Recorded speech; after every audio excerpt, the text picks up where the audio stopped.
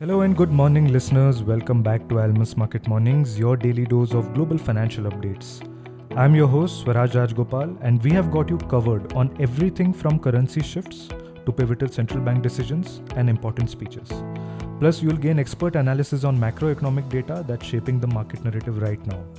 Join us for this episode and navigate the markets with confidence. Markets have a lot to look forward to this week on the data front. Inflation print from various economies, rate decision by Australia and Indonesia. There's data from Japan, which is convincing markets of a scenario of higher interest rates. Amongst all of this, there's the fear of tariffs by the US. So there's a lot of interesting stuff on the plate right now, and let's dive right into it. Morning, JK. We are starting this week with a US holiday on account of President's Day. We had some data from the US on Friday. How do you think markets will be placed in the coming week? Good morning, Swaraj. I think markets are going to see a lot of action because the tariff news is not dying away. It keeps rising now and then. And of course, we also see a lot of news on the Ukraine front. Peace talks slated this week in Saudi Arabia. And also, some talk about the currency manipulation by countries mentioned by the US also. So all these things are likely to have lasting impact on the currency markets, definitely. And we also, as I said, the rate decision from Australia is key because they have been holding back any cut in the rate for quite some time, pointing to higher inflation. But their action this week will be looked forward to with a lot of interest. Yes, first to the US data, after the PPI and CPI printing higher, we had a very underwhelming retail sales number from the US, which saw a big drop to, in fact, 2-year drop month on month at 0.9%. And also even the year-on-year number was lower. There is a lot of concern among the consumers, particularly with regard to the tariffs. And then there was a pullback in the spending after the holiday season. Because holiday season had seen a very good sales, and then adverse weather conditions also impacted. Inflation pressures have been persisting. So the consumption, which accounts for nearly two-thirds of US GDP, is something that we need to watch on an ongoing basis because if there is further drop, or if there's a trend of dropping consumption, it can bode ill for the US exceptionalism. And the reason why I say we should watch it on an ongoing basis is that there is a lot of cut down in the employment. There's a deportation of illegal immigrants, which is ongoing. Government employment has been, fresh employment has been frozen. There's a cut in various other expenditure that is being foreseen. So all these things can lead to a sustainable drop in the consumption, and that can actually impact the GDP as well. So that is something that we'll watch. And even the industrial production, we saw that, the manufacturing side was once again showing a drop. This is once again due to lower orders, particularly on the auto side that we saw. So overall, we had seen a drop in the US yields post PPI number, where some of the indications, forward indications were that the PC number, which comes at the end of the month, could be lower. Hence, the yields have dropped. In fact, to give a perspective, the 10-year yield has dropped as much as 17 basis points from the peak that was seen after the hot CPI number, and that has actually led to some strength in the other currencies as well. Now, contrasting with the US weak data, we have, as you mentioned, the Japanese GDP that grew by 0.7%.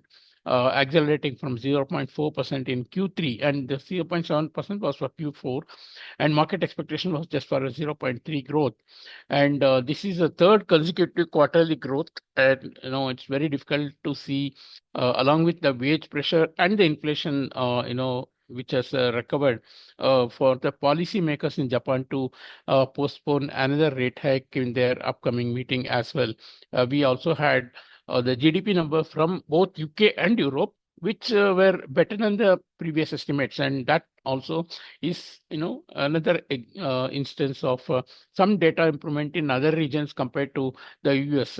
So all these things are happening even as we are seeing some uh, uh, downward correction in the dollar index. Dollar index has broken the important level at 107, now trades near 106.70, and these can actually lead to much more, technically lead to more losses for the dollar. Perhaps the yen is set to gain more. Euro can target 1.0550 resistance, and GBP at 1.27 as well. We also look quite closely at the offshore yuan, which is trading below the onshore yuan rate, and 7.25 happens to be a very good support for the yuan as well. Now, one apart from these economic reasons, the reason for dollars drop also can be ascribed to two, I would say, three important reasons. One is the prospect of Ukraine Russia war, seeing some sort of a ceasefire move. Secondly, the tariffs being held back for some time, and finally, there is a mention by Treasury about the strong dollar. They say that while we are continuing to be in favor of a strong dollar, it doesn't mean that other current countries can weaken their currencies to get advantage of trade. So these indicate that currency can be one of the contentious part of the negotiations in respect to tariffs. So this is the background in which the dollar is seen dropping more in the coming days, particularly if you look at the trade position of Europe and China. They're in a huge surplus, and these currencies are possibly, irrespective of how their economic numbers are coming, these can actually see a good correction. Coming to the rupee, we held a tight range on Friday. Again, there's some demand and supply being matched around 86.80 levels, but there seems to be more pressure towards the selling side as we continue to elude retest of 87 figure. In fact, for the rupee also, there are quite a few factors that is working, towards an improvement in the rate, because the Ukraine war prospects of a ceasefire can help the oil prices to come down further, and that's a good boost for our economy. And then we also have had the postponement of the reciprocal tariff by the US government.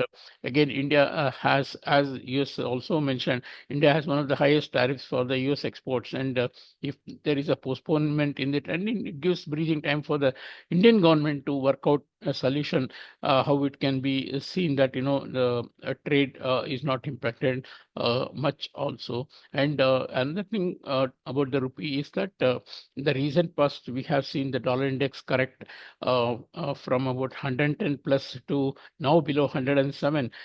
This means that the RER, which we have been looking at, the overvaluation of over 7% since December, that currently is estimated to have corrected by about 2% at least, and this can actually reduce the negative sentiment on the rupee, and the pressure, the weakening or the depreciation pressure can get mitigated to some extent. And finally, we are looking still at the prospect of FIs, reversing their outlook on Indian stocks, because we have seen till Friday last also we have seen good outflows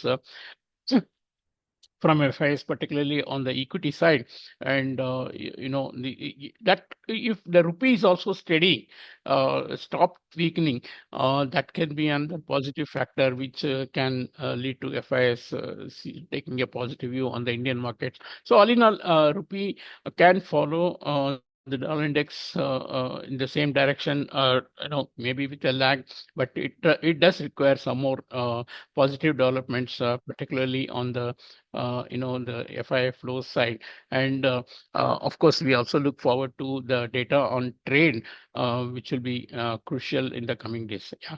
Thank you. Overall, maybe a A relatively quiet day, but overall this week should be, quite active on the forex market. Thank you, JK. And just, I think the key themes which I got was the tariff news and the peace talks on Russia. These are going to be the major drivers when it comes to the FX markets. On the data front, we had the underwhelming retail sales from the US. It's a possible pullback in spending after the holiday season. And consumption is a main driver of the US economy. So a trend of dropping consumption is something to look out for. As of now, it remains one of for now. Japanese GDP grew by 0.7% in Q4 against expectation of 0.3%, along with wage pressure and inflation, which has recovered. Next path for BOJ seems to be of a rate hike. When it comes to currencies, dollar index has broken the 107 levels. A lot of recovery in other currencies like yen, euro, and pound against the dollar. Even the Chinese yuan is seeing some recovery against the dollar. Rupee, which held in a tight range on Friday, with reciprocal tariffs getting postponed, it gives some breather for the rupee, and especially when 87 levels are also being held on the higher side. If higher outflows continue, but the rupee stability can result in some more favorable outlook for the currency. That's it from us today. Thanks for listening. Tune in tomorrow for the latest in the financial markets.